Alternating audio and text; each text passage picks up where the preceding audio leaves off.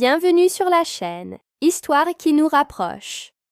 Ici, nous explorons ensemble les émotions, la recherche d'équilibre et le chemin vers le bien-être.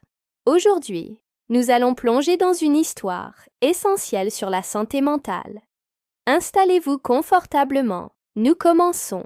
Mariana passait beaucoup de temps sur son téléphone, à faire défiler des images de vie qui semblaient absolument parfaites. Des voyages incroyables, des amitiés idéales, des réussites constantes. Plus elle regardait, plus un sentiment étrange s'installait en elle. C'était un mélange d'anxiété et de tristesse. Elle se sentait toute petite, comme si sa propre vie ne valait pas grand-chose en comparaison. Chaque photo, chaque story, était comme un rappel silencieux de tout ce qu'elle n'était pas, de tout ce qu'elle n'avait pas. Cette pression constante de la comparaison la laissait souvent inquiète et complètement dépassée, se demandant pourquoi elle n'arrivait pas à être aussi heureuse que les autres. Un jour, sentant que ce poids devenait trop lourd à porter seule, Mariana a décidé d'en parler. Elle a rencontré Carla, une psychologue à l'écoute et bienveillante. Dès les premiers mots, Mariana s'est sentie comprise.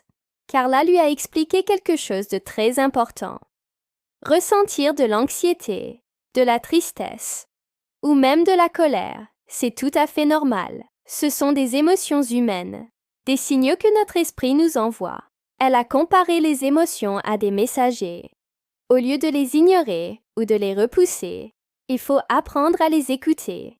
Reconnaître ce que l'on ressent, sans jugement, est la toute première étape et la plus cruciale pour prendre soin de sa santé mentale et retrouver son bien-être. Pendant ce temps, un autre adolescent, Lucas, vivait une expérience différente, mais tout aussi courante. Lucas adorait les jeux vidéo, les séries, et passait du temps en ligne avec ses amis. Mais il a commencé à remarquer quelque chose. Les journées où il passait des heures devant ses écrans, il se sentait épuisé, irritable, et avait du mal à se concentrer en classe le lendemain. Il se sentait déconnecté de la réalité, comme dans une bulle. Il a partagé ses inquiétudes avec son enseignante, Sophia. Ensemble, ils ont discuté de l'importance de l'équilibre. Sophia ne lui a pas dit d'arrêter complètement, mais de trouver une harmonie. Elle lui a suggéré d'intégrer d'autres activités dans son quotidien. Faire du sport, lire un livre ou simplement sortir marcher. Lucas a alors commencé à gérer son temps différemment, apprenant à jongler entre le monde numérique et le monde réel, pour se sentir plus énergique et présent. De son côté, Mariana, suivant les conseils de Carla, a commencé à explorer de nouvelles habitudes pour apaiser son esprit. Elle a découvert la puissance de la respiration. Chaque jour, elle prenait quelques minutes pour s'asseoir tranquillement et se concentrer sur son souffle, inspirant lentement, expirant profondément. Cet exercice simple l'aidait à calmer le tourbillon de ses pensées. Elle a aussi commencé à tenir un journal. Chaque soir, elle écrivait tout ce qui lui passait par la tête, ses peurs, ses joies, ses doutes. Mettre des mots sur ses émotions lui permettait de mieux les comprendre et de s'en détacher. Peu à peu, grâce à ces nouvelles pratiques, Mariana se sentait plus calme, plus sereine et capable de se concentrer à nouveau sur ce qui comptait vraiment pour elle. Lucas et Mariana ont aussi compris l'importance de deux autres piliers fondamentaux: le sommeil et les relations humaines. Ils ont réalisé qu'une bonne nuit de sommeil n'était pas un luxe, mais une nécessité. Bien dormir améliorait leur humeur, leur patience et leur capacité de réflexion. Ils ont également appris à cultiver des relations saines, à passer du temps avec des amis et des membres de leur famille qui les soutenaient vraiment, des personnes avec qui ils pouvaient être eux-mêmes sans crainte d'être jugés. Ils ont appris à poser des limites, notamment en ligne, en choisissant de ne plus suivre les comptes qui les faisaient se sentir mal.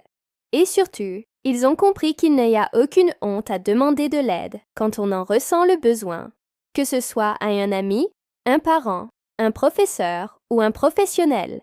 Avec le temps, Mariana et Lucas ont fait un chemin incroyable. Ils ont compris une vérité simple, mais essentielle. Prendre soin de son esprit est tout aussi important que prendre soin de son corps. On fait du sport pour garder son corps en forme. On mange sainement pour lui donner de l'énergie. De la même manière, notre esprit a besoin d'attention, de repos et de bienveillance pour s'épanouir.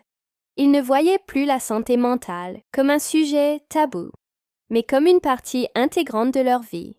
En apprenant à s'écouter et à prendre soin d'eux, ils se sentaient de plus forts, plus confiants et plus heureux, prêts à faire face aux défis de la vie avec sérénité. Si cette histoire a résonné en vous, n'hésitez pas à la partager avec quelqu'un qui pourrait en avoir besoin. Parfois, un simple partage peut faire toute la différence.